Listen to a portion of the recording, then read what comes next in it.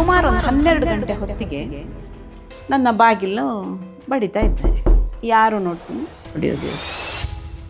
ಯಾಕೆ ಸರ್? ಇಲ್ಲ, ನಿಮ್ಮ ಪಾತ್ರದ ಬಗ್ಗೆ ಡಿಸ್ಕಸ್ ಮಾಡಬೇಕು. ನಾನು ಅಲ್ಲೇ ಕಿಟಕಿ ತೆರೆದು ಸರಿಸಿ ಹೇಳಿದೆ, ಸರ್ ಪಾತ್ರದ ಬಗ್ಗೆ ಡಿಸ್ಕಸ್ ಮಾಡಲಿಕ್ಕೆ ಗಂಟೆ ಎಷ್ಟೀಗ? ಡೈರೆಕ್ಟರ್ ಇದ್ದಾರಲ್ಲ ಸರ್, ಅವ್ರ ಜೊತೆ ಮಾಡಿ. ಏನಮ್ಮ ಬಾಗಿಲು ತೆಗಿತೀಯೇ ಇಲ್ವಾ? ನಿನ್ನನ್ನು ಏನು ಮಾಡಬೇಕಂತ ಗೊತ್ತು ನನಗೆ. ಇಂಡಸ್ಟ್ರಿಲೇ ನೀನು ಇಲ್ಲ ಅಂತ ಮಾಡ್ತೀನಿ. ಈ ಪ್ರತಿಮಾ ಅವರು ಬರ್ತಾರೆ, ಕೆಡಿಸ್ತಾರೆ, ಹಾಳು ಮಾಡ್ತಾರೆ, ಇಂಡಸ್ಟ್ರಿಯಲ್ಲಿ ಹೀಗೀಗೆ ಆಗಿದೆ ಅಂತೇಳಿ ಏನೇನೋ ನೆಗೆಟಿವ್ ಆಗಿ ಮಾತಾಡಿ ನಾನು ಯಾವುದೂ ಕೇರ್ ಮಾಡಿಲ್ಲ. ಆದರೆ ನನ್ನನ್ನು ಪ್ರೀತಿಸೋ ಒಂದಿಷ್ಟು ಗುಂಪಿತ್ತು, ಆ ಗುಂಪಿನವರು ಇವತ್ತಿಗೂ ನನ್ನನ್ನು ಕೈ ಬಿಡಲಿಲ್ಲ.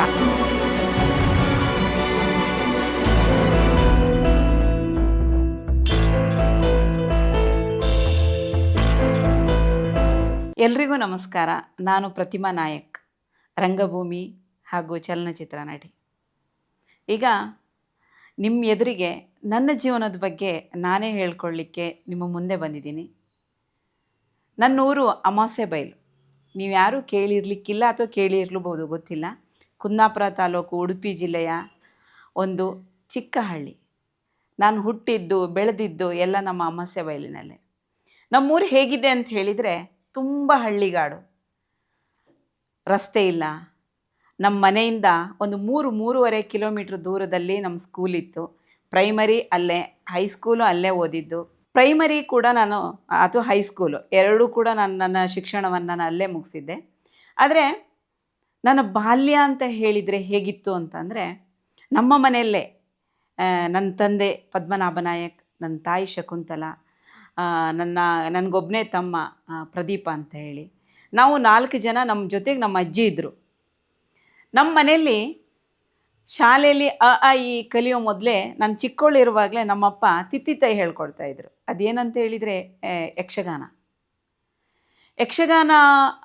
ಕಲಾವಿದರು ನಮ್ಮಪ್ಪ. ನಮ್ಮ ಅಜ್ಜ ಕೂಡ ನಿಮಗೆಲ್ರಿಗೂ ಗೊತ್ತಿರ್ಬೋದು, ಗುರು ವೀರಭದ್ರ ನಾಯಕ್. ಅವರು ರಾಷ್ಟ್ರ ಪ್ರಶಸ್ತಿ ಪುರಸ್ಕೃತರು. ಅಂಥ ಒಂದು ಮನೆಯಲ್ಲಿ ನಾನು ಹುಟ್ಟಿದ್ದೆ. ಅದೊಂದು ನನ್ನ ಸೌಭಾಗ್ಯ ಇರ್ಬೋದು. ಯಾಕಂದರೆ ಪ್ರತಿ ವಿಷಯದಲ್ಲೂ ಕೂಡ ಕಲೆ ಕಲೆ ಕಲೆ ಅನ್ನುವಂಥದ್ದು ನಮ್ಮ ಮನೆಯಲ್ಲೇ ಬೆಳ್ಕೊಂಡು ಬಂದಿತ್ತು.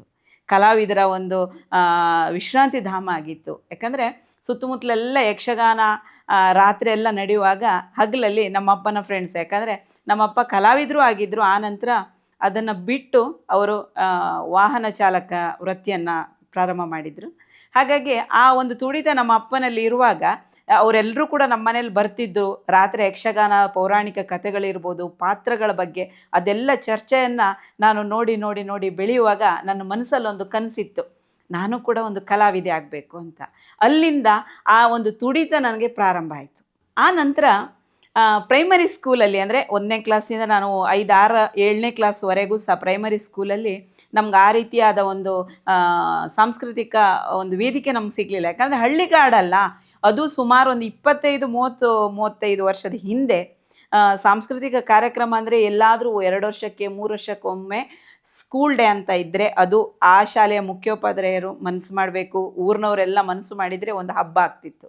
ಆ ಹಬ್ಬ ಅಂತ ಹೇಳಿದರೆ ಈಗಿನ ಥರ ಅಲ್ಲ, 1,000-1,500 ಜನ ಸೇರುವಂಥ ಒಂದು ಸಾಂಸ್ಕೃತಿಕ ಹಬ್ಬ ಅದು. ನಾನೊಂದು 5-6ನೇ ಕ್ಲಾಸಲ್ಲಿ ಇರುವಾಗ ಫಸ್ಟ್ ನನಗೆ ನೆನಪಿರುವ ಹಾಗೆ ಸ್ಕೂಲ್ ಡೇ ಆಗಿತ್ತು. ಸ್ಕೂಲ್ ಡೇಯಲ್ಲಿ ಒಂದಿಷ್ಟು ಡ್ಯಾನ್ಸ್ಗಳು, ಒಂದಿಷ್ಟು ನಾಟಕಗಳನ್ನೆಲ್ಲ ಅವರು ಚರ್ಚೆ ಮಾಡುವಾಗ ನನಗೆ ಆ ಒಂದು ತುಡಿತ ಇತ್ತಲ್ಲ, ನಾನು ಸಹ ಭಾಗವಹಿಸಬೇಕು ಅಂತ. ಆವಾಗ ನಾನು ಸಹ ಯಾರ್ಯಾರು ಆಸಕ್ತಿ ಇದೆ, ಡ್ಯಾನ್ಸ್ ಮಾಡ್ತೀರಾ, ನಾಟಕ ಮಾಡ್ತೀರಾ ಅಂತ ಹೇಳುವಾಗ ಎಲ್ಲದಕ್ಕೂ ನಾನು ಕೈ ಎತ್ತುತ್ತಿದ್ದೆ. ಆದರೆ ಅಲ್ಲಿ ಒಂದು ಏನಂತ ಹೇಳಿದರೆ, ಒಂದು 30-35 ವರ್ಷದ ಹಿಂದೆ ಸ್ಕೂಲ್ ಟೀಚರ್ಸ್ ಇರ್ಬೋದು, ಯಾರೇ ಆಗಲಿ, ಅವ್ರಿಗೆ ಯಾರು ಬೇಕು ಅಥವಾ ಅವ್ರಿಗೆ ಯಾರು ಅನ್ನಿಸ್ತದೆ ಅವರನ್ನು ಆಯ್ಕೆ ಮಾಡ್ತಿದ್ರು. ನಾನು ಡ್ಯಾನ್ಸಿಗೂ ಸಿಲೆಕ್ಟ್ ಆಗಲಿಲ್ಲ. ಆಮೇಲೆ ನಾಟಕದಲ್ಲೂ ಕೂಡ ಒಂದೊಂದು ಪಾತ್ರಕ್ಕೂ ಯಾರಿಗೆ ಆಸಕ್ತಿ ಇದೆ ಅನ್ನುವಾಗ ನಾನು ಕೈ ಎತ್ತಿದ್ದೆ, ಯಾವುದ್ರಲ್ಲೂ ಸಿಗಲಿಲ್ಲ. ಕೊನೆಗೂ ಕೂಡ ಒಂದು ಸಣ್ಣ ಸೈನಿಕ ಪಾತ್ರ ಆದರೂ ಸಿಗ್ಬೋದೇನೋ ಅಂತ ಹೇಳಿ ಅಂದ್ಕೊಂಡೆ. ಭರತನ ಬಂಧು ಪ್ರೇಮ ನಾಟಕ, ಅದು ಸರಿಯಾಗಿ ನೆನಪಿದೆ ನನಗೆ. ಆಯಿತು, ಪಾತ್ರದೆಲ್ಲ ಸಿಲೆಕ್ಷನ್ ಆಯಿತು. ಸಿಲೆಕ್ಷನ್ ಆಗಿ ನಾನು ಕ್ಲಾಸ್ ರೂಮಿಗೆ ಬಂದು ಹೀಗೆ ಕೂತ್ಕೊಂಡೆ. ನನ್ನ ಪಕ್ಕದಲ್ಲಿರುವಂಥ ಒಬ್ಬಳು ಹುಡುಗಿ ಹತ್ರ ಕೇಳಿದೆ, ನಿನಗೆ ಪಾತ್ರ ಸಿಕ್ತಾ ಅಂತ.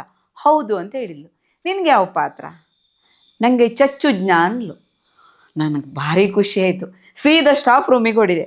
ಸರ್, ಅವಳಿಗೆ ಚಚ್ಚುಜ್ಞ ಅಂತ ಹೇಳ್ತಾಳೆ, ಅವಳಿಗೆ ಶತ್ರುಘ್ನ ಅಂತ ಹೇಳಲಿಕ್ಕೆ ಬರೋದಿಲ್ಲ ಸರ್, ನನಗಾದರೂ ಕೊಡಿ ಅಂತ. ಕ್ಲಾಸ್ ರೂಮಿಂದ ನೀನು ಇಲ್ಲಿಗೆ ಯಾಕೆ ಬಂದೆ ಅಂತ ಒಂದು ಪೆಟ್ಟು ಕೊಟ್ಟು ಕಳಿಸಿದ್ರು. ಆಯಿತು, ಅಲ್ಲಿ ಸಹ ನನ್ನ ಆಸೆ ಕಮರಿತಾ ಮುಗೀತು. ಇನ್ನು ನಾನು ಯಾವುದಕ್ಕೂ ನಾನು ಆಯ್ಕೆ ಆಗಲಿಲ್ಲ ಅಂತೇಳಿ ಬೇಜಾರಲ್ಲಿ 7th ಸ್ಟ್ಯಾಂಡರ್ಡ್ ಆದಮೇಲೆ 8th ಸ್ಟ್ಯಾಂಡರ್ಡಿಗೆ ನಾನು ಹೈಸ್ಕೂಲಿಗೆ ಬಂದೆ. ಹೈಸ್ಕೂಲಲ್ಲಿ ನಾನು ಇರುವಾಗಲೇನ 6ನೇ ಕ್ಲಾಸ್ 5ನೇ ಕ್ಲಾಸಿಗೆ ಆಗಿರ್ಬೋದು ಸ್ಕೂಲ್ ಡೇ. ಅದು 7th ಮತ್ತೆ ಅವ್ರು ಏನು ಮಾಡಿದ್ದಾರೆ, ಸ್ಕೂಲ್ ಡೇ ಸ್ಟಾರ್ಟ್ ಮಾಡಿದ್ದಾರೆ. ಆಗ ನಾವು ಹಳೆ ವಿದ್ಯಾರ್ಥಿಗಳಿಗೆ ಒಂದು ನಾಟಕ ಇತ್ತು. ಎಂತೆಂಥ ದೊಡ್ಡವರೆಲ್ಲ ಬಂದು ನಾಟಕ ಮಾಡೋದಂತೇಳಿ ಪ್ಲ್ಯಾನ್ ಮಾಡ್ತಾ ಇದ್ದಾರೆ. ಆಗ ಹಿಂದಿನ ಕಾಲದಲ್ಲಿ ಗಂಡು ಮಕ್ಕಳು ಹೆಣ್ಮಕ್ಳೆಲ್ಲ ಸೇರಿ ನಾಟಕ ಮಾಡಲಿಕ್ಕಿರಲಿಲ್ಲ. ಗಂಡು ಮಕ್ಕಳದ್ದೇ ನಾಟಕ ಬೇರೆ, ಹೆಣ್ಮಕ್ಳದ್ದೇ ನಾಟಕ ಬೇರೆ. ಗಂಡು ಮಕ್ಕಳ ನಾಟಕಗಳಲ್ಲೂ ಕೂಡ ಸ್ತ್ರೀ ಪಾತ್ರ ಅಂತ ಹೇಳುವಾಗ ಒಂದು ಹುಡುಗನೇ ಮಾಡಬೇಕಿತ್ತು. ಹೆಣ್ಣು ಮಕ್ಕಳ ನಾಟಕದಲ್ಲಿ ಸಹ ಪುರುಷ ಪಾತ್ರ ಅಂತ ಹೇಳುವಾಗ ಹೆಣ್ಮಕ್ಳೇ ಮಾಡಬೇಕಿತ್ತು. ಆಗ ಒಂದು ನಾಟಕದ ತಯಾರಿ ಆಗ್ತಾ ಇತ್ತು. ನಮ್ಮ ಪಿ ಟಿ ಮಾಸ್ಟರ್, ಅಂದರೆ ಹೈಸ್ಕೂಲಿದ್ದು ಪಿ ಟಿ ಮಾಸ್ಟ್ರು ಆ ನಾಟಕದ ಡೈರೆಕ್ಷನ್ ಮಾಡ್ತಾಯಿದ್ರು. ಎಲ್ಲ ಪಾತ್ರ ಹಂಚಿಕೆ ಆಯಿತು. ನಾನು ಸಹ ಕೂತ್ಕೊಂಡು ಕಾಯ್ತಿದ್ದೆ, ನನಗಾದರೂ ಒಂದು ಅವಕಾಶ ಸಿಗ್ಬೋದು ಅಂತ. ಆಗ ಒಂದು ಕಲ್ಲಪ್ಪ ಅಂತ ಒಂದು ರೋಲು, ದನ ಕಾಯುವಂಥ ಹುಡುಗ. ಆ ಹುಡುಗನಿಗೆ ಕೂಡ ಒಂದು ಪಟಪಟೆ ಚಡ್ಡಿ, ಒಂದು ಬನಿಯನ್ ಬಿಟ್ಟರೆ ಬೇರೆ ಏನು ಹಾಕ್ಲಿಕ್ಕಿಲ್ಲ. ಆಗ ಎಲ್ಲ ಹೆಣ್ಮಕ್ಳೆಲ್ಲ ಸ್ವಲ್ಪ ದೊಡ್ಡವರವರಿಗೂ ಸಹ ಒಂದು ಮುಜುಗರ ಆಗ್ತಿತ್ತು. ಅವ್ರೇನು ಮಾಡಿದ್ದಾರೆ, ಎಲ್ಲರೂ ಸಹ ನಾನಾಗೋದಿಲ್ಲ ಅಂತ ಬಿಟ್ಟರು. ನಾನು ಅದಕ್ಕೆ ಕಾಯ್ತಾ ಇದ್ದೆ.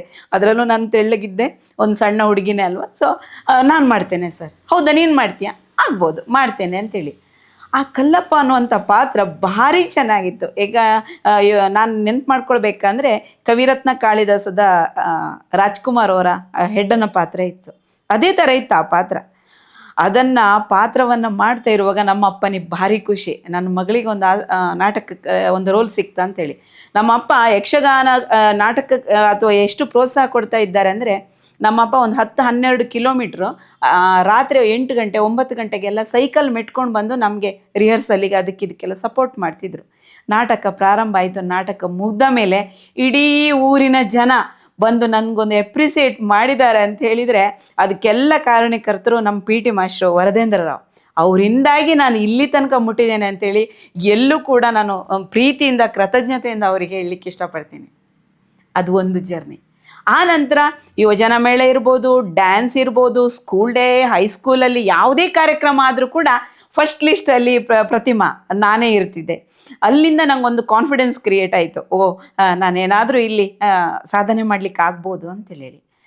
ಅಲ್ಲಿ ನಮ್ಮ ಅಮಾಸ್ಯೆ ಬೈಲ್ ಅಂತ ಹೇಳುವಾಗ ಹೈಸ್ಕೂಲ್ ನನ್ನ ವಿದ್ಯಾಭ್ಯಾಸ ಅಲ್ಲಿಗೆ ಮುಗೀತು. ಆದರೆ ಇನ್ನೊಂದು ನಮ್ಮ ಮನೇಲಿ ಹೇಳ್ತೀನಿ, ನಮ್ಮ ಅಜ್ಜಿ, ಅದೇ ನಾನು ಹೇಳಿದ್ನಲ್ಲ ಗುರು ವೀರಭದ್ರ ನಾಯಕರವರ ತಂಗಿ, ಅವರು ಕೂಡ ಯಕ್ಷಗಾನ ಎಲ್ಲೇ ಆಗಲಿ ನನ್ನನ್ನು ಕರ್ಕೊಂಡು ಹೋಗ್ತಿದ್ರು. ನಮ್ಮ ಅಪ್ಪ ಕೂಡ ಯಕ್ಷಗಾನದಲ್ಲಿ ಸಹ ಅವರು ವೇಷ ಹಾಕ್ತಿದ್ರು. ಆಗ ಕೂಡ ಸಣ್ಣ ಸಣ್ಣ ಪಾತ್ರಕ್ಕೂ ಕೂಡ ನನಗೆ ವೇಷ ಕಟ್ಟಿಸಿ ಹೋಗಿ ಸ್ಟೇಜಲ್ಲಿ ಸುಮ್ಮನೆ ಒಂದು ರೌಂಡ್ ಹಾಕಿ ಬರುವಂಥದ್ದು. ಅದೆಲ್ಲವನ್ನು ಕೂಡ ನನಗೆ ಅಂದರೆ ಆಸಕ್ತಿ ಅನ್ನುವಂಥದ್ದು ತುಂಬ ಜಾಸ್ತಿಯಾಗಿ ಬೆಳೀತಾ ಬಂತು. ಅಲ್ಲಿಂದ ಬ್ರೇಕ್ ಸಿಕ್ಕಿದ್ದು PUCಯಲ್ಲಿ. ಪಕ್ಕಾ ಕನ್ನಡ ಮೀಡಿಯಂ ಮಕ್ಕಳು ನಾವು. ನಮಗೆ ಇಂಗ್ಲೀಷ್ ಅಂತೂ ಬರಲ್ಲ.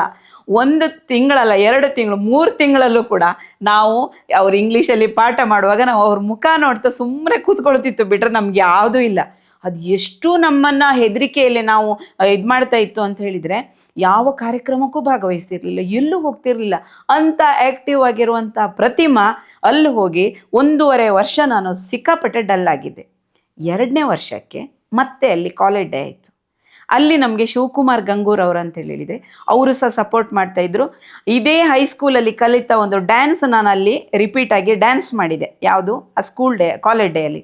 ಆಗ ಅದನ್ನು ಸೆಕೆಂಡ್ ಟೈಮನ್ನು ಅವರು ಎಲ್ಲರೂ ಕೂಡ ಪ್ರೀತಿಯಿಂದ ಇನ್ನೊಂದು ಸಲ ಮಾಡಿ ಅಂತ ಹೇಳುವಾಗ ಮತ್ತೆ ನನ್ನೊಳಗೆ ಮತ್ತೆ ಕನಸು ಸ್ಟಾರ್ಟ್ ಆಯಿತು. ನಿಜವಾಗಿ ಬ್ರೇಕ್ ಸಿಕ್ಕಿದ್ದು ಕಾಲೇಜ್ ಲೈಫಲ್ಲಿ. ಕಾಲೇಜು ಮತ್ತು ನಮ್ಮ ಮನೆ ಸುಮಾರು ಒಂದು 18-20 ಕಿಲೋಮೀಟ್ರ್ ದೂರ ಇದೆ. ನಮ್ಮ ಮನೆಯಿಂದ ಅಮಾಸ್ಯೆ ಬೈಲ್ ಬಸ್ ಸ್ಟ್ಯಾಂಡಿಗೆ ಬರಲಿಕ್ಕೆ 3 ಕಿಲೋಮೀಟ್ರ್ ನಡಿಬೇಕಿತ್ತು. ಶಂಕರನಾರಾಯಣ ಬಸ್ ಸ್ಟ್ಯಾಂಡಿಂದ ಶಂಕರನಾರಾಯಣ ಕಾಲೇಜಿಗೆ 1-1.5 ಕಿಲೋಮೀಟ್ರ್ ಕೆಲವೊಮ್ಮೆ ನಡಿಬೇಕಾಗಿತ್ತು. ಅಷ್ಟು ಮಾಡಿಯೂ ಕೂಡ ನಾವು ಡಿಗ್ರಿ ಫಸ್ಟ್ ಇಯರಿಗೆ, ಅದರಲ್ಲೂ ಕೂಡ ಒಂದು 30 ವರ್ಷದ ಹಿಂದೆ ಅಂತ ಹೇಳಿದರೆ, ಎಲ್ಲೋ ಒಂದು 2-3 ಮಕ್ಕಳು ಮಾತ್ರ, ಹೆಣ್ಣು ಮಕ್ಕಳಂತೂ ಕಾಲೇಜಿಗೆ ಹೋಗುವಂಥ ಸಂದರ್ಭವೇ ಇರಲಿಲ್ಲ. ಅಂಥ ಟೈಮಲ್ಲಿ ನನ್ನ ತಂದೆ ತಾಯಿ ನನಗೆ ಕಾಲೇಜಿಗೆ ಸೇರಿಸಿದ್ರು. ಅಲ್ಲಿ ಪರಿಚಯ ಆಗಿದ್ದು ಮತ್ತೆ ಡಾಕ್ಟರ್ ಗಣನಾಥ್ ಎಕ್ಕಾರ್, ಅರುಣ್ ಪ್ರಕಾಶ್ ಅವರು, ರಾಜಶೇಖರ್ ಹೆಬ್ಬಾರು, ತುಂಬ ಲೆಕ್ಚರ್ಸು, ಭಾಸ್ಕರ್ ಶೆಟ್ಟಿ ಸಲ್ವಾಡಿ, ಅವರು ಎಲ್ಲರೂ ಕೂಡ ಕಲ್ಚರಲ್ಲು, ಕಾಲೇಜು, ಬೇರೆ ಎಲ್ಲ ಎಕ್ಸ್ಟ್ರಾ ಕರಿಕ್ಯುಲರ್ ಚಟುವಟಿಕೆಗಳಿಗೆ ಎಲ್ರಿಗೂ ಕೂಡ ನಮಗೆ ಸಪೋರ್ಟ್ ಮಾಡ್ತಾಯಿದ್ರು. ಆದರೆ ನನಗೊಂದು ತೊಡಕಿತ್ತು, ಏನು ಅಂತ ಹೇಳಿದರೆ 3 ಗಂಟೆಗೆ ಒಂದು ಬಸ್ ನಮಗೆ. ಆ 3 ಗಂಟೆ ಬಸ್ಸಿಗೆ ನಾನು ಬಿಟ್ಟರೆ ರಾತ್ರಿ 7:30 8 ಗಂಟೆ ಆಗ್ತಿತ್ತು ನನಗೆ. ಕರೆಕ್ಟ್ 3 ಗಂಟೆಗೆ ಕಾಲೇಜ್ ಬಿಟ್ಟ ತಕ್ಷಣ ನಾನು ಓಡಬೇಕು. ಆದರೆ ಈ ಕಲ್ಚರಲ್ ಆ್ಯಕ್ಟಿವಿಟಿಗಳೆಲ್ಲ ಪ್ರಾರಂಭ ಆಗುವಂಥದ್ದು 3 ಗಂಟೆ ಮೇಲೆ. ನಾನು ಏನು ಮಾಡಲಿ, ನಂಗೆ ಆಸಕ್ತಿ ಉಂಟು. ಆಗ ನಾನು ಡಾಕ್ಟರ್ ಗಣನಾಥ್ ತೆಕ್ಕಾರ್ ಸರ್ ಹತ್ರ ಹೋಗಿ ಹೇಳಿದೆ, ಸರ್ ಈ ಥರ ಉಂಟು ಅಂತೇಳಿ. ಹೌದಾ, ನಿನಗೆ ಎಕ್ಸ್ಟ್ರಾ ಪೀರಿಯಡಲ್ಲಿ ಏನಾದರೂ ಹೇಳ್ಕೊಡುವ ಅಂತ. ಆಗ MC ರಾಮು ಅವರು ನೀನಾಸಂ ಪದವೀಧರರು, ಅವರೊಂದು ನಾಟಕ ಮಾಡಲಿಕ್ಕೆ ಬಂದರು, ಕೃಷ್ಣೇಗೌಡರ ಆನೆ ಅಂತೇಳಿ. ಆ ಕೃಷ್ಣೇಗೌಡರ ಆನೆಯಲ್ಲೂ ಕೂಡ ಒಂದು ಗಮ್ಮತ್ತು ಅಂತ ಹೇಳಿದರೆ ಜೋಕರ್ ಅಂತ ಒಂದು ಪಾತ್ರ. ಅದರಲ್ಲಿ ಹೆಣ್ಣು ಮಕ್ಕಳಾದರೂ ನಾವು ಪಲ್ಟಿ ಹೊಡಿಲಿಕ್ಕೆ ಅದು ಇದೆಲ್ಲ, ಗಂಡು ಮಕ್ಕಳು ಹೆಣ್ಮಕ್ಳು ಒಟ್ಟಿಗೆ ಸೇರಿ ನಾಟಕ ಮಾಡಿದ್ದು. ಆ ಜೋಕರ್ ಪಾತ್ರಕ್ಕೆ ನನ್ನನ್ನು ಆಯ್ಕೆ ಮಾಡಿದರು. ಅದು ಹೇಗೆ ಅಂತ ಹೇಳಿದರೆ, ಆ ಜೋಕರ್ ಅನ್ನುವಂಥ ಕ್ಯಾರೆಕ್ಟ್ರು ಇವತ್ತಿಗೂ ನಂಗೆ ಕಣ್ಣಲ್ಲಿ ಕಟ್ಟಿದೆ.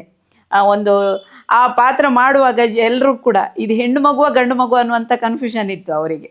ಅದರಲ್ಲಿ ಇಂಟರ್ ಕಾಲೇಜ್ ಕಾಂಪಿಟೇಷನ್, ಡ್ರಾಮಾ ಕಾಂಪಿಟೇಷನಲ್ಲಿ ಬೆಸ್ಟ್ ಆ್ಯಕ್ಟ್ರೆಸ್ ಅವಾರ್ಡ್ ಸಿಕ್ತು.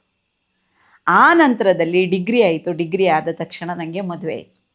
ಇಲ್ಲಿಂದ ನಿಜ ಜೀವನ ಪ್ರಾರಂಭ.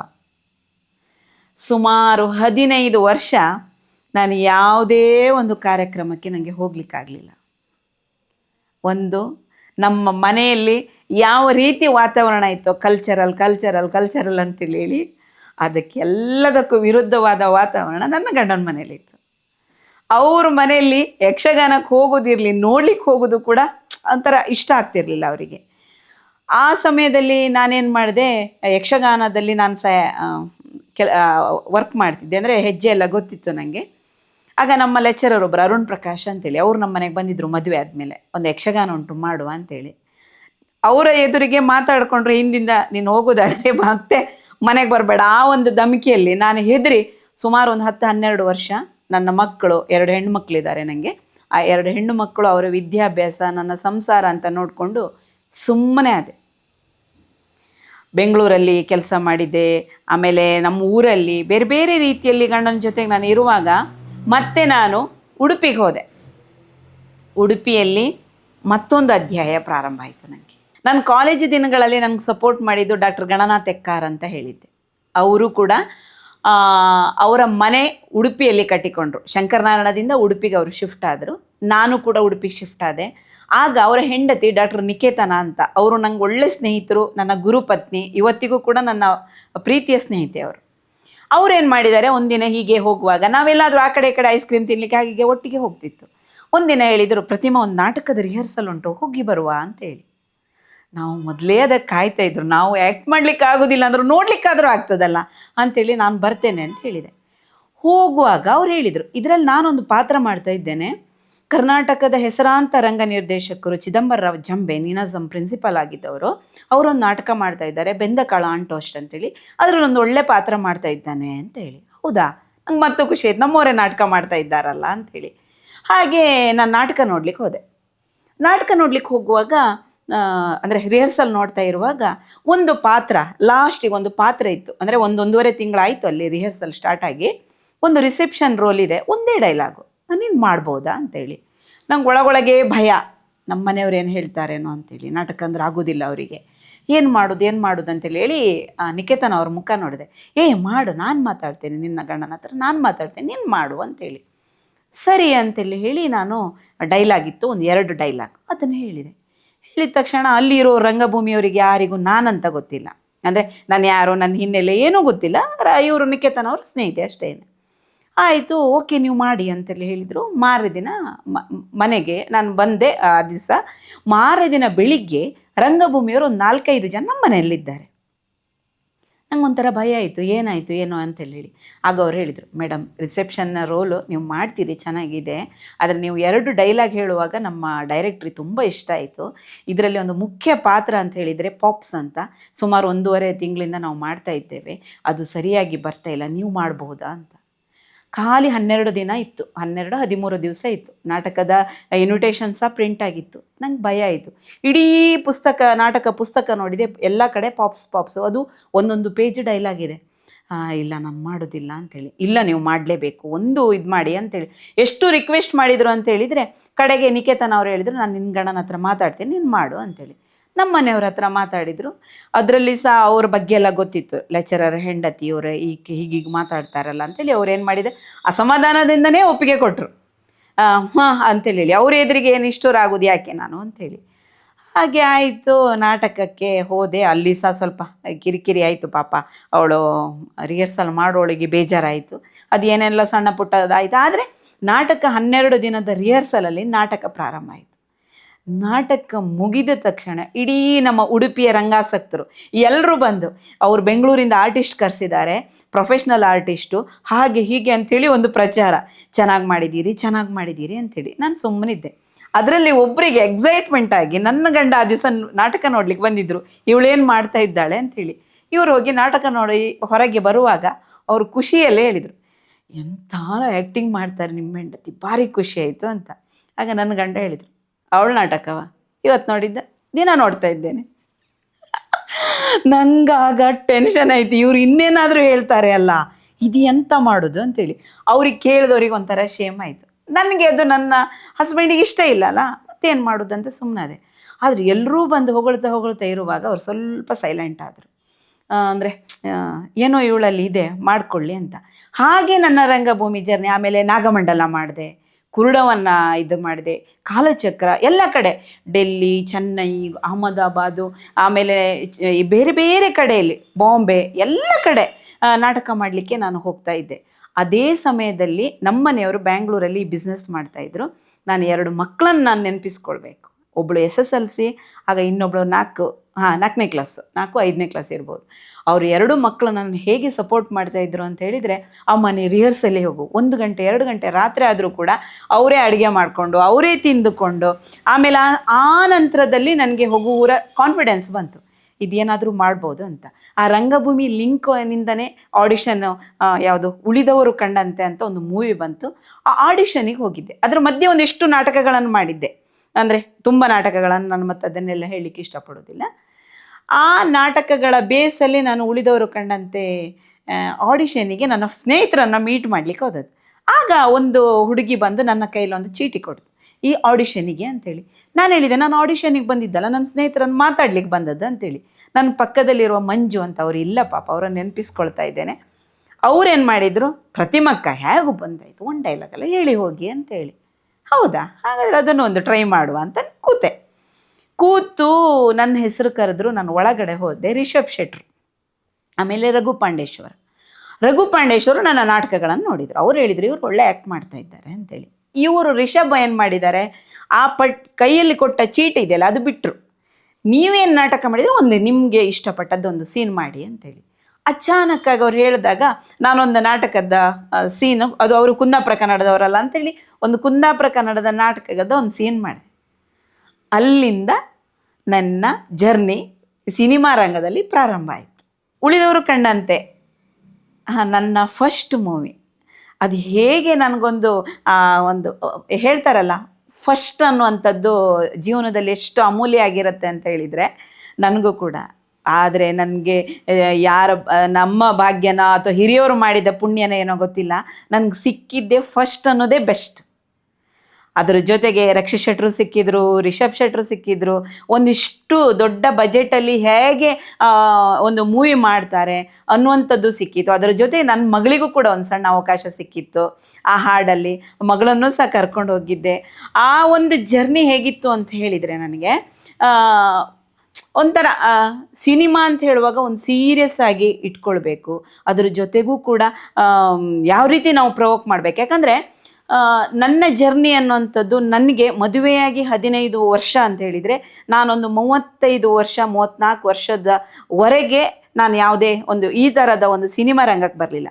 34 ವರ್ಷದ ನಂತರ ನಾನು ಬರುವಾಗ ಜನರು ಹೇಗೆ ಇರ್ತಾರೆ, ಜನ ಯಾವ ರೀತಿ ನಮ್ಮನ್ನು ಅಂದರೆ ಒಳ್ಳೆಯದಕ್ಕೂ ಲಾಭ ಮಾಡ್ಕೊಳ್ಬೋದು, ಕೆಟ್ಟದ್ದಕ್ಕೂ ಸಹ ಲಾಭ ಮಾಡ್ಕೊಳ್ಬೋದು, ಅದೆಲ್ಲ ಕೂಡ ಎಕ್ಸ್ಪೀರಿಯೆನ್ಸು ನನಗೆ ಆಗ್ತಾ ಹೋಯಿತು.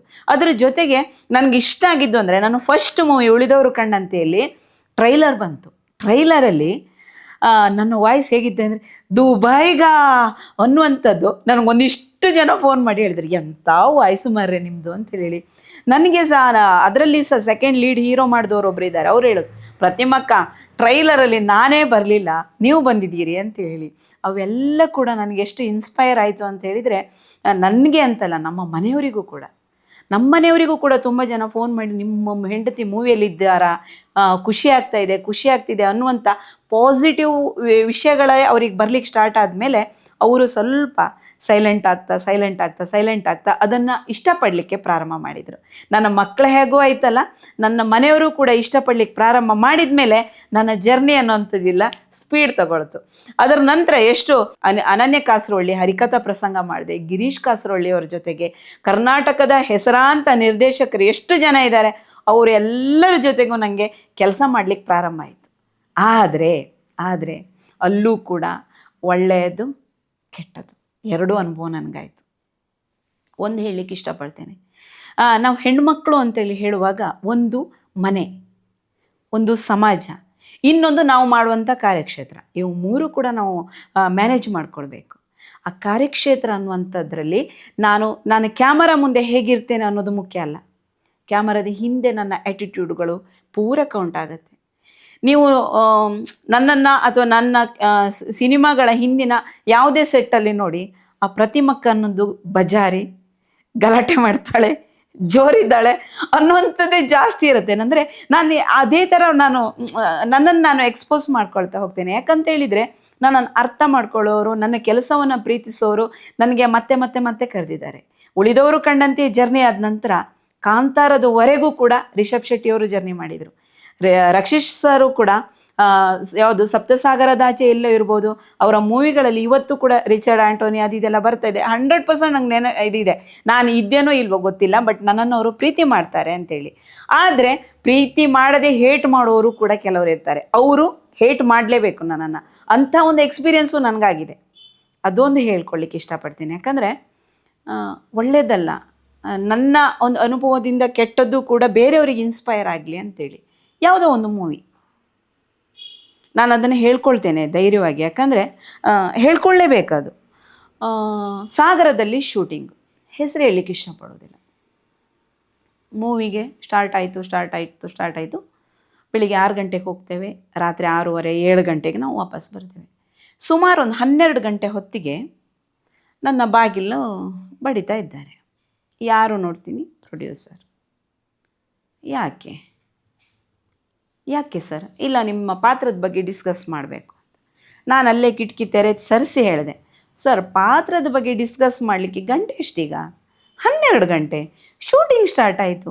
ನೀವು ನನ್ನ ಪಾತ್ರದ ಬಗ್ಗೆ ಡಿಸ್ಕಸ್ ಮಾಡೋದು ಬೇಡ, ಡೈರೆಕ್ಟ್ರ್ ಇದ್ದಾರಲ್ಲ ಸರ್ ಅವ್ರ ಜೊತೆ ಮಾಡಿ. ಏನಮ್ಮ ಬಾಗಿಲು ತೆಗಿತೀಯೇ ಇಲ್ವಾ? ಸರ್ ತೆಗಿಯಲ್ಲ. ಒಂದು 5 ನಿಮಿಷ ಪಟ ಬಾಗಿಲು ತೆಗೆದ್ರು. ನಾನು ಏನೂ ರಿಪ್ಲೈ ಮಾಡಲಿಲ್ಲ. ನಾನು ಅಲ್ಲಿಗೆ ಅಂದ್ಕೊಂಡೆ, ಇದು ಲಾಸ್ಟ್, ನಾನು ಹೋಗೋದು ಅಂತ. ಆಯಿತು, ಬಾಗಿಲು ತೆಗಿಲಿಲ್ಲ, ನಾನು ಹೋದರು. ನನಗೆ ಮಾರನೇ ದಿನ ಅಲ್ಲ, ಅದಾಗಿ ಒಂದು 2 ದಿನದ ನಂತರ ನನಗೆ ಮೆನ್ಸಸ್ ಆಯಿತು. ಕಾಡು ಮಧ್ಯದಲ್ಲಿ ಶೂಟಿಂಗ್ ಇತ್ತು. ಬೆಳಿಗ್ಗೆ 6 ಗಂಟೆಗೆ ಹೊರಟಿದ್ದೇವೆ, ನನಗೆ 7:30 8 ಗಂಟೆಗೆ ಫೀಲ್ ಆಯಿತು. ಒಂದೇ ಒಂದು ವಾಶ್ರೂಮ್ ಇಲ್ಲ. ನಾನು ಅದಕ್ಕೆ ಡೈರೆಕ್ಟ್ರ್ ಹತ್ರ ಹೇಳಿದೆ, ಸರ್ ನನಗೆ ಅರ್ಜೆಂಟ್, ನನಗೆ ರೂಮಿಗೆ ಹೋಗಬೇಕು ಅಂತ. ಅಲ್ಲಿಂದ ಒಂದು 10-11 ಕಿಲೋಮೀಟ್ರ್ ಇತ್ತು.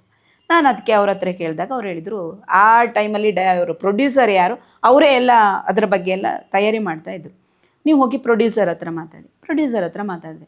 ಸರ್ ನನಗೆ ಸ್ವಲ್ಪ ಪ್ರಾಬ್ಲಮ್ ಆಗಿದೆ, ಹೆಲ್ತ್ ಅರ್ಜೆಂಟ್, ನನಗೆ ರೂಮಿಗೆ ಹೋಗಬೇಕು ಅಂತೇಳಿ.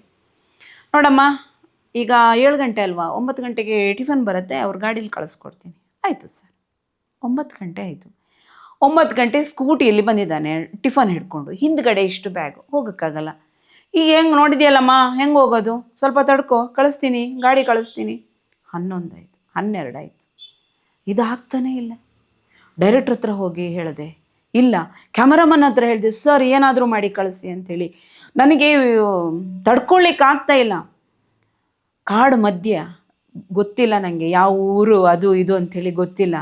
ಬಂದಿರೋದು ಒಂದು ದಾರಿ ಗೊತ್ತು. ನಾನು ಅದಕ್ಕೆ ಅಲ್ಲಿರೋದು ಲೋಕಲ್ ಹತ್ರ ಕೇಳಿದೆ, ನೋಡಪ್ಪ ಈ ದಾರಿ ಎಲ್ಲಿ ಹೋಗುತ್ತೆ? ಮೇನ್ ರೋಡಿಗೆ ಹೋಗುತ್ತೆ. ಹೌದಾ? ನೀವು ನಂಬ್ತೀರೋ ಇಲ್ವೋ ಸರ, ನಾನು ಡೈರೆಕ್ಟಾಗಿ ನಡ್ಕೊಂಡು ವಾಪಸ್ಸು ಬಂದ ದಾರಿಲೇ ಹೋಗ್ತಾ ಇದ್ದೀನಿ. ಒಂದು 2-2.5 ಕಿಲೋಮೀಟ್ರ್ ಮುಂದೆ ನಡ್ಕೊಂಡು ಹೋಗಿದ್ದೇನೆ. ಸೆಟ್ಟಲ್ಲಿ ಗೊತ್ತಾಗಿದೆ ಪ್ರತಿಮಾ ಮೇಡಮ್ ಎಲ್ಲೋ ಹೋದರು ಅಂತ. ಕೂಡಲೇ ಪ್ರೊಡ್ಯೂಸರ್ ಇದು ಒಬ್ಬ ಹುಡುಗ ಇದ್ದ, ಅವನು ಬಂದ. ಅಕ್ಕ ನಿಮ್ಮ ಕಾರಲ್ಲಿ ಬಿಡ್ತೀನಿ ಬನ್ನಿ ಅಕ್ಕ ಅಂತ 2 ವೀಲರ್ ತೊಗೊಂಡು ಬಂದ. ನೋಡಪ್ಪ ನಾನು ಬರಲ್ಲ, ನೀನು ಹೋಗು. ನೋಡಪ್ಪ ನಾನು ಬರಲ್ಲ. 2-3-4 ಸಲ ರಿಕ್ವೆಸ್ಟ್ ಮಾಡಿದೆ. ನಾನು ಡೈರೆಕ್ಟಾಗಿ ಹೇಳಿದೆ, ನಾನು ಬರಲ್ಲ ಅಂದರೆ ಬರಲ್ಲ, ನೀನು ಹೋಗು ಅಂತೇಳಿ. ಪ್ರೊಡ್ಯೂಸರ್ ಬಂದರು ಕಾರ್ ತೊಗೊಂಡು. ಏನಮ್ಮ ಸೀನ್ ಕ್ರಿಯೇಟ್ ಮಾಡ್ತಾ ಇದೆಯಾ ಶೂಟಿಂಗಲ್ಲಿ? ನಿನ್ನನ್ನು ಏನು ಮಾಡಬೇಕಂತ ಗೊತ್ತು ನನಗೆ, ಇಂಡಸ್ಟ್ರೀಲಿ ನೀನು ಇಲ್ಲ ಅಂತ ಮಾಡ್ತೀನಿ ಅಂತ. ನೋಡಪ್ಪ ನನಗೂ ಕೂಡ ಇಂಡಸ್ಟ್ರಿಯಿಂದ ಏನಾಗಬೇಕಾಗಿಲ್ಲ, ನನ್ನ ಕೆಲಸ ದೇವ್ರಂತ ನಾನು ಪ್ರೀತಿ ಮಾಡ್ತಾಯಿದ್ದೀನಿ. ನೀವು ಈ ರೀತಿ ಮಾಡಿದ ಮೇಲೆ ಇದು ಏನು ಮಾಡಬೇಕು ಅಂತ ನನಗೂ ಗೊತ್ತು, ನಾನು ಬರಲ್ಲ. ಗಂಡಸ ಆಮೇಲೆ ಪ್ರೀತಿಯಿಂದ ಅಲ್ಲ, ದಯವಿಟ್ಟಂತಾರೆ ರಿಕ್ವೆಸ್ಟ್ ಮಾಡಿ ಮಾಡಿ ಮತ್ತೆ ನಾನು ವಾಪಸ್ ಅವ್ರ ಕಾರಲ್ಲಿ ಕೂತು ರೂಮಿಗೆ ಹೋಗಿ ಫ್ರೆಶ್ ಅಪ್ ಆಗಿ ಮತ್ತೆ ಶೂಟಿಂಗ್ ಮುಗಿಸಿ ಕೊಟ್ಟೆ. ಯಾಕಂದರೆ ಶೂಟಿಂಗ್ ಮುಗಿಸಿ ಕೊಡ್ತಿರ್ಲಿಲ್ಲ ನಾನು, ಯಾಕಂದರೆ ನಾನೊಬ್ಬಳು ಆರ್ಟಿಸ್ಟು, ನಾನು ಸರಸ್ವತಿ ಅನ್ನೋಳು.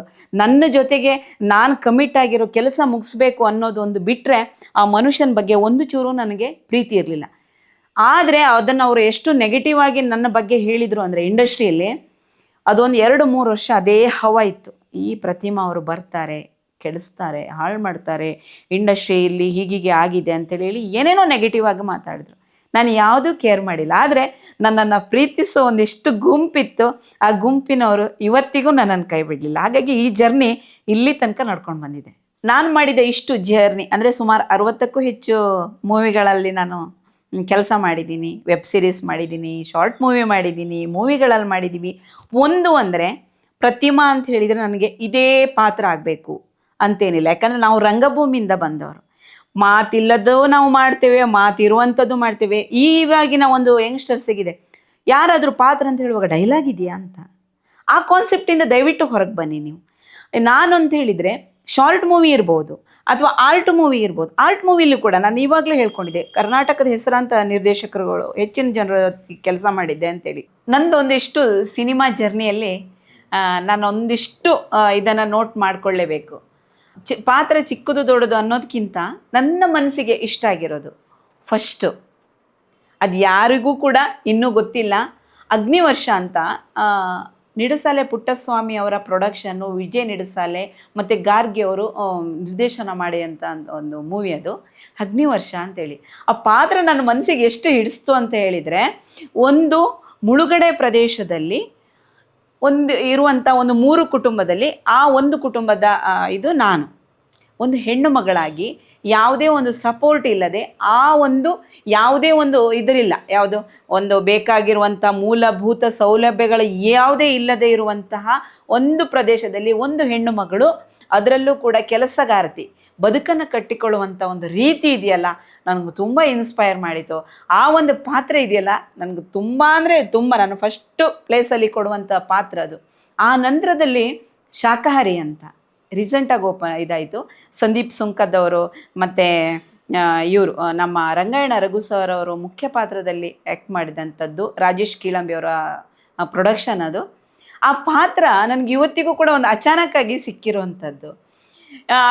ಒಂದು ಆ ಕಥೆಯನ್ನು ಹೆಣಿತಾ ಇರುವಾಗ ಒಂದು ಪೊಲೀಸ್ ಪಾತ್ರ ಅಂತ ಹೇಳುವಾಗ ಅದರಲ್ಲಿ ಒಂದು ಕಾನ್ಸ್ಟೇಬಲ್ ಒಂದು ರೋಲ್ ಬರುತ್ತೆ. ಆ ಕಾನ್ಸ್ಟೇಬಲ್ ರೋಲ್ ಅಂತ ಹೇಳೋದು ಗಂಡು ಮಕ್ಕಳು ಮಾಡಬೇಕು ಅಂತ. ಅಲ್ಲಿ ಸಂದೀಪ್ ಸುಂಕದವ್ರು ಹೆಂಡತಿ ಶ್ರುತಿ ಏನಂತ ಹೇಳಿದ್ರು, ಗಂಡು ಮಕ್ಳು ಯಾಕೆ ಮಾಡಬೇಕು, ಹೆಣ್ಮಕ್ಳು ಮಾಡಬಾರ್ದು ಅನ್ನುವಂಥ ಡಿಸ್ಕಷನಲ್ಲಿ ನಾನೊಂದು ವೆಬ್ ಸೀರೀಸ್ ಮಾಡಿದ್ದೆ. ಆಗ ವಿಶ್ವಜಿತ್ ಅವರು ಕ್ಯಾಮರಾಮನ್ ಆಗಿದ್ದರು. ಅವರು ಮತ್ತು ಮಲ್ಲಿಗೆಹಳ್ಳಿ, ನಾಗರಾಜ್ ಮಲ್ಲಿಗೆಹಳ್ಳಿ ಅವರು ಸೇರಿ ಪ್ರತಿಮಾ ಮೇಡಮ್ ಅಂತ ಇದ್ದಾರೆ, ಅವರು ಒಳ್ಳೆ ಆ್ಯಕ್ಟ್ ಮಾಡ್ತಾ ಇದ್ದಾರೆ, ಅವ್ರ ಹತ್ರ ಕೇಳ್ಬೋದಲ್ಲ ಅಂಥೇಳಿ ಅಲ್ಲಿಂದ ಬಂದದ್ದು ಆ ಪಾತ್ರ. ನಿಜವಾಗಿ ನಾನು ಸಂದೀಪ್ ಸುಂಕದವರಿಗೆ ಫಸ್ಟ್ ಆಫ್ ಆಲ್ ಥ್ಯಾಂಕ್ಸ್ ಹೇಳಲಿಕ್ಕೆ ಇಷ್ಟಪಡ್ತೀನಿ. ಯಾಕಂದರೆ ನನ್ನ ಬಗ್ಗೆ ಗೊತ್ತಿರಲಿಲ್ಲ ಅವರಿಗೆ. ಆದರೆ ಒಂದು ದೊಡ್ಡ ಪಾತ್ರ ನನಗೆ ಜೀವನ ಅಂದರೆ ನನ್ನ ಸಿನಿಮಾ ಜೀವನದಲ್ಲಿ ಫಸ್ಟ್ ಬ್ರೇಕ್ ಸಿಕ್ಕಿರುವಂಥದ್ದು ಅಂತ ಹೇಳಿದರೆ ಕಿಣಿ ಮಾಮ್. ಇವತ್ತು ಕೂಡ ಅವ್ರು ಬೆಳಿಗ್ಗೆ ಮೆಸೇಜ್ ಮಾಡಿದ್ದಾರೆ, ಪೀಟರ್ ಹೊಸದಾಗಿ ಮೂವಿ ರಿಲೀಸ್ ಆಗ್ತಾ ಇದೆ, ನಿಮ್ಮ ತಂಡಕ್ಕೆ ಶುಭಾಶಯ, ಕಿಣಿ ಮೇಡಮ್ಗೆ ಯಾವತ್ತೂ ನಮ್ಮ ಸಪೋರ್ಟ್ ಇದೆ ಅಂತ ಹೇಳಿ. ಅಂಥ ಒಂದು ಪ್ರೀತಿ ತುಂಬಿದ ಒಂದು ತಂಡದಲ್ಲಿ ನಾನು ಕೆಲಸ ಮಾಡಿದ್ದು ನನ್ನ ಒಂದು ಒಳ್ಳೆಯ ಅನುಭವ. ಇನ್ನೂ ಒಂದಿದೆ, ಗಿರೀಶ್ ಕಾಸರವಳ್ಳಿ ಸರ್ ಅಂಥ ಹೆಸರಾಂತ ನಿರ್ದೇಶಕರ ಜೊತೆ ಕೆಲಸ ಮಾಡೋದಂತ ಹೇಳಿದರೆ ನಮಗದು ಭಯಂಕರ ಒಂದು ದೊಡ್ಡ ಕನಸದು. ಆ ಕನಸನ್ನು ಸಾಕಾರ ಆಗಿತ್ತು ಇಲ್ಲಿರಲಾರೆ ಅಲ್ಲಿಗೆ ಹೋಗಲಾರೆ ಅಂತ ಹೇಳಿ ಆ ಮೂವಿ ಬರುವಾಗ ಆ್ಯಕ್ಟ್ ಮಾಡ್ತಾ ಇರುವಾಗ ಅವ್ರು ಎಷ್ಟು ನಮ್ಮನ್ನು ಫ್ರೀಯಾಗಿ ಬಿಡ್ತಾರೆ ಅಂತ ಹೇಳಿದರೆ ಅದು ಕೂಡ ಒಂದು ಮುಖ್ಯ ಆಗತ್ತೆ ಒಂದು ಕಲಾವಿದರಿಗೆ. ಅವರಲ್ಲಿರುವಂಥ ಟ್ಯಾಲೆಂಟನ್ನು ಹೊರಗೆ ಹಾಕೋದು ಬೇರೆ, ನಿರ್ದೇಶಕರು ಅವ್ರು ಹೇಗೆ ಬೇಕೋ ಹಾಗೆ ಅಂತೇಳಿ ಮಾಡಿಸೋರು ಬೇರೆ. ಆದರೆ ಅದೆಲ್ಲಕ್ಕೂ ಹೊರತುಪಡಿಸಿ ಗಿರೀಶ್ ಕಾಸರೊಳ್ಳಿ ಸರ್ ಮುಖ್ಯ ಆಗ್ತಾರೆ.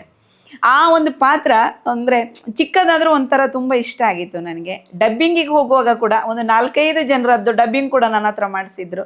ಅವ್ರ ಜೊತೆಗೆ ಕಳೆದ ಒಂದು ಇದು ಕೂಡ ನನ್ನ ಮನಸ್ಸಲ್ಲಿ ತುಂಬ ಇಷ್ಟ ಆಗುತ್ತೆ. ಆಮೇಲೆ ಇತ್ತೀಚೆಗೆ ಹೊಸದಾಗಿ ಬರ್ತಾ ಇರೋದು ಅಂತಲ್ಲ, ನನಗೆ ಒಂದು ದೊಡ್ಡ ಬ್ರೇಕ್ ಕೊಟ್ಟದ್ದು ಕಾಂತಾರ. ನಾನು ಅದನ್ನು ಹೇಳಲೇಬೇಕಾಗತ್ತೆ. ಒಂದು ಚಿಕ್ಕ ರೋಲ್ ಆಗ್ಬೋದು, ಕಾಂತಾರ ಪ್ರಿಕ್ವೆಲಲ್ಲಿ ಇರ್ಬೋದು ಅಥವಾ ಅದಕ್ಕಿಂತ ಮೊದಲು ಇರ್ಬೋದು. ಕಾಂತಾರದಲ್ಲಿ ವಸಂತಕ್ಕ ಅನ್ನುವಂತಹ ಒಂದು ಹೆಸರನ್ನೇ ನನಗೆ ಮತ್ತೊಮ್ಮೆ ಮರುಹುಟ್ಟು ಕೊಟ್ಟಿದ್ದು ರಿಷಬ್ ಶೆಟ್ರು. ಅವರಿಗೆ ಖಂಡಿತ ನಾನು ನೆನಪಿಸ್ಕೊಳ್ಳೇಬೇಕು, ಇಲ್ಲಾಂದರೆ ತಪ್ಪಾಗುತ್ತೆ. ಇವತ್ತಿಗೂ ಕೂಡ ಇಂಡಸ್ಟ್ರಿಯಲ್ಲಿ ಪ್ರತಿಮಾ ನಾಯಕ್ ಅನ್ನೋದಕ್ಕಿಂತ ಫೋನ್ ಮಾಡಿದಾಗ ಫಸ್ಟ್ ಇಂಡಸ್ಟ್ರಿಯವ್ರು ಇರ್ಬೋದು, ಹೊರಗಿನವ್ರು ಇರ್ಬೋದು, ವಸಂತಕ್ಕ ಹೇಗಿದ್ದೀರಿ ಅಂತೇಳಿ. ಅಷ್ಟು ಆ ಪಾತ್ರ ಜನಮನದಲ್ಲಿ ಉಳಿಯಲು ಕಾರಣ ಆಗಿದ್ದು ರಿಷಬ್ ಶೆಟ್ರು. ಆ ಜರ್ನಿಯಿಂದ ನನಗೆ ಒಂಥರ ಒಂದು ಒಳ್ಳೆ ಬ್ರೇಕ್ ಸಿಕ್ತು. ಇತ್ತೀಚೆಗೆ ನಾನು ಮಾಡ್ತಾ ಇರುವಂಥ ಮೂವಿ ಅಂತ ಹೇಳಿದರೆ, ಅಥವಾ ಈಗ ಇದೆಯಾ ಏಪ್ರಿಲ್ 10ಕ್ಕೆ ರಿಲೀಸ್ ಆಗ್ತಾ ಇದೆ ಪೀಟರ್ ಅಂತೇಳಿ. ಆ ಪೀಟರ್ ತಂಡದ ಬಗ್ಗೆ ಒಂದಿಷ್ಟು ಹೇಳ್ಕೊಳ್ಳೇಬೇಕು. ನಾನು ಸೀರಿಯಲಲ್ಲಿ ಕಲರ್ಸ್ ಕನ್ನಡದಲ್ಲಿ ಶ್ರೀಗೌರಿ ಅಂತ ಒಂದು ಸೀರಿಯಲ್ ಮಾಡ್ತಾಯಿದ್ದೆ.